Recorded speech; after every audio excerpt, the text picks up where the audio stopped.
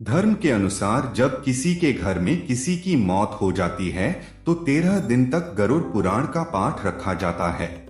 शास्त्रों के अनुसार कोई आत्मा तत्काल ही दूसरा जन्म धारण कर लेती है। किसी को 3 दिन लगते हैं, किसी को 10 से 13 दिन लगते हैं और किसी को सवा माह लगते हैं, लेकिन जिसकी स्मृति पक्की, मोह गहरा या अकाल मृत्यु मरा है तो उसे दूसरा जन्म लेने के लिए कम से कम 1 वर्ष लगता है। तीसरे वर्ष उसका अंतिम तर्पण किया जाता है।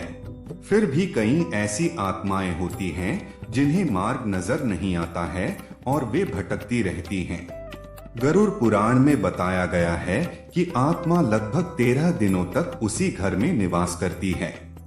ऐसी स्थिति में यदि घर में गरुड़ पुराण का नियमित पाठ किया जाता है तो इसके श्रवण मात्र से ही आत्मा को शांति तथा मोक्ष की प्राप्ति संभव हो जाती है।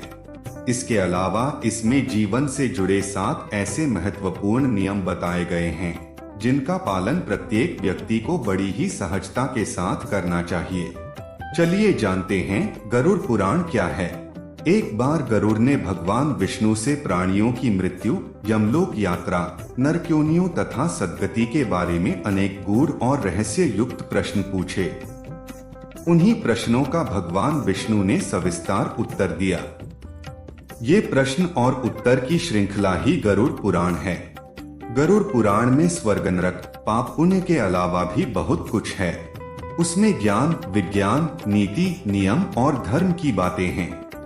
गरुड़ पुराण में एक ओर जहां मौत का रहस्य है तो दूसरी ओर जीवन का रहस्य छिपा हुआ है। गरुड़ पुराण में मृत्यु के पहले और बाद की स्थिति के बारे में बताया गया है। यह पुराण भगवान विष्णु की भक्ति और उनके ज्ञान पर आधारित है। प्रत्येक व्यक्ति को यह पुराण पढ़ना चाहिए।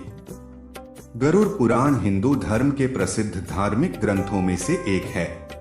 18 पुराणों में से इसे एक माना जाता है। गरुड़ पुराण में हमारे जीवन को लेकर कई गूढ़ बातें बताई गई हैं जिनके बारे में व्यक्ति को जरूर जानना चाहिए। इसमें मृत्यु के पहले और बाद की स्थिति के बारे में बताया गया है, इसीलिए यह पुराण मृतक को सुनाया जाता है।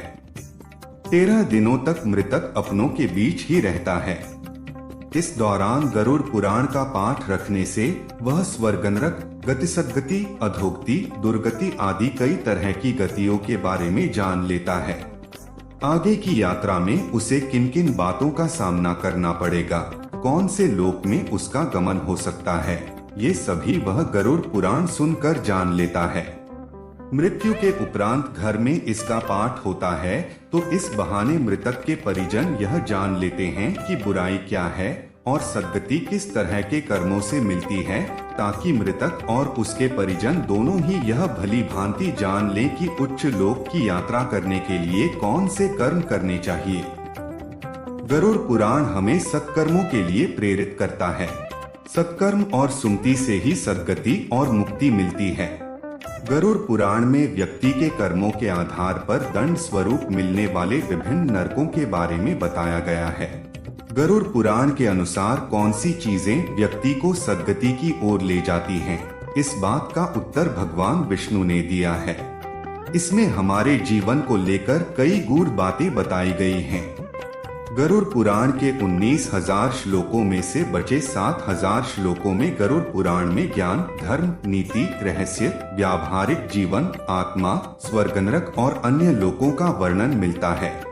इसमें भक्ति, ज्ञान, वैराग्य, सदाचार, निष्काम कर्म की महिमा के साथ यज्ञ, दान, तप, तीर्थ आदि शुभ कर्मों में सर्वसाधारण को प्रवृत्त करने के लिए लौकिक और पारलौकिक फलों का वर्णन किया गया है। पूर्व जन्म में जातक ने जैसे कर्म किए होते हैं उन्हीं के आधार पर वह पृथ्वी पर नया जन्म लेता है। तो कैसा लगा ये वीडियो अच्छा लगा तो प्यारा सा लाइक एंड सब्सक्राइब कर दीजिए।